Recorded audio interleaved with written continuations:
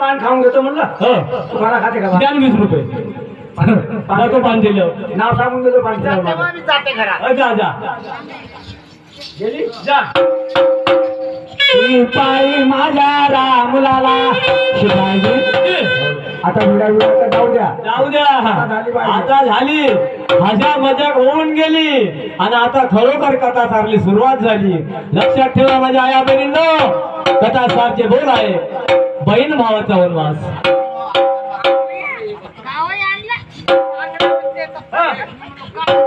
पायी माझ्या एक बाळ राज कुळामध्ये आणि शोध हो ना. शिक्षण शिकतो चित्र शाळे प्रतिरे जेवण टाकलं तरी शाळेत देऊन दिला. एका पुत्राचं राज नाही रामलाला.